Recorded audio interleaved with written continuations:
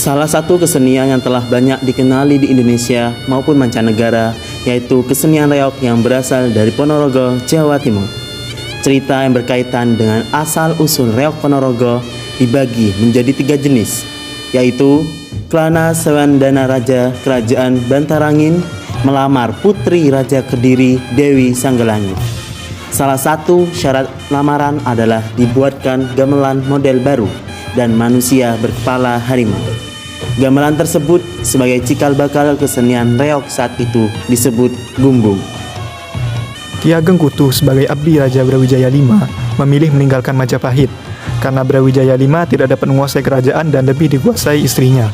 Ki Ageng Kutu di daerah Wengker mendirikan padepokan Surukubeng, melatih para muda berlatih ilmu kanuragan dengan permainan barongan. Barongan tersebut sebagai sindiran terhadap Raja Brawijaya V, sehingga Ki Ageng Kutu dianggap membalelo atau memberontak. Brawijaya V sangat sulit melakukan Surukubeng, maka diutuslah Raden Katong untuk menaklukkannya dan berhasil. Pada akhirnya Raden Katong diserahi tanah perdikan Wengker. Sebelum Raden Katong menguasai Wengker, Ki Ageng Kutu menciptakan barongan yang menjadi permainan para warok. Setelah Ki Ageng Kutu dikalahkan Raden Katong, maka Raden Katong memandang perlu melestarikan budaya barongan sebagai media dakwah Islam. Barongan yang dahulu dipunyai para warok sekarang menjadi milik masyarakat Ponorogo dan diganti namanya menjadi reog. Kata reog berasal dari kata riokun yang artinya husnul khotimah.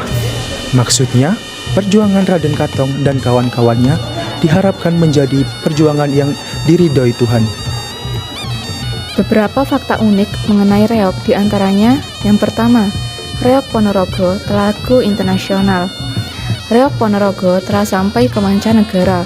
Banyak negara yang telah mengakui kesenian asal daerah Ponorogo ini, diantaranya Los Angeles, Spanyol, Venezuela, Rusia, Korea, Filipina. Bahkan pada tahun 2007, Malaysia sempat mengklaim bahwa tarian reog Ponorogo adalah tarian asli dari negara mereka. Tarian reog Ponorogo ini sempat dipermasalahkan oleh 2 negara serumpun, yakni Indonesia dan Malaysia, yang sebenarnya pada awalnya dibawa oleh penduduk Indonesia asli orang Ponorogo yang tinggal di Malaysia, sehingga berkembanglah tarian ini di Malaysia. Namun di negeri jiran ini, tarian sejenis reog Ponorogo disebut dengan tari barongan, dengan busana berupa topeng berkepala harimau yang di atasnya terdapat bulu-bulu merak. Reog Ponorogo baru diajukan ke UNESCO sebagai warisan budaya tak benda milik Indonesia pada tanggal 18 Februari 2022. Yang kedua, pemain tari reog ada 5 jenis, yaitu Prabu Klono Swandono, Singo Barong, Jatil, Warok, dan yang terakhir Bujanggano. Prabu Klono Swandono. Tokoh ini merupakan tokoh yang utama dalam tari reog Ponorogo. Tokoh ini merupakan seorang raja sakti yang memiliki pusaka andalan berupa kecut Sumandiman. Pusaka tersebut selalu ia bawa kemanapun ia pergi untuk melindungi dirinya. Raja yang gagah ini digambarkan dalam gerakan tari yang lincah serta berwibawa. Singo Barong atau yang biasa disebut dengan pembarong ini memiliki peranan yang paling penting dalam seni tari reog Ponorogo. Penari dari tokoh ini membawa topeng berkepala macan yang dihiasi dan didominasi oleh bulu-bulu merak dengan tinggi sekitar 1,5 meter dan beratnya yang mencapai sekitar 50-60 kg. Topeng ini bisa disebut juga sebagai dardak merak. Pembarong ini memakai celana panjang warna hitam dan juga baju kimplong serta harus menggigit kayu di bagian dalam topeng dardak merak. Tokoh Singo Barong ini menyimbolkan sosok seorang raja yang berwibawa. Warok berasal dari kata warah yang mempunyai arti manusia yang bertekad suci. Ia memberikan tuntunan dan perlindungan tanpa rasa pamrih. Warok ini disebut sebagai wong sugih wewarah, yang berarti orang yang kaya akan wewarah. Karakter warok ini sudah menjadi ciri khas dan jiwa masyarakat Ponorogo yang sudah mendarah daging, karena sudah diwariskan oleh nenek moyang kepada generasi-generasi penerus sejak dahulu kala. Penari dari tokoh warok biasanya yang memiliki badan yang besar. Warok juga terbagi menjadi 2, yaitu warok tua dan warok muda.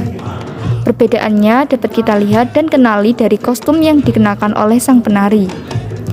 Senjata pamungkas yang dimiliki oleh tokoh warok adalah sebuah tali berwarna putih yang tebal. Kostum yang dikenakan oleh Warok melambangkan orang yang sakti dan mempunyai kekebalan terhadap senjata-senjata tajam. Jatil. Kostum yang digunakan oleh penari jatil ini menggambarkan sebagai prajurit berkuda yang menari sambil berkuda. Tarian jatilan ini dibawakan penari yang saling berpasangan. Mulanya, jatilan ini dibawakan oleh laki-laki yang halus, tampan atau mirip dengan wanita yang cantik. Namun, sejak tahun 1980, tarian ini biasa dibawakan oleh perempuan karena ciri dari gerakan tari ini memiliki gerakan yang cenderung feminim dan dinilai lebih cocok jika peran ini dibawakan oleh perempuan. Bujangganong. Bujangganong memiliki nama lainnya yaitu bernama Pati Pujangga Anom. Arti dari kostum yang digunakan oleh penari ini merupakan tokoh yang sangat energik, jenaka, namun memiliki keahlian di seni bela diri.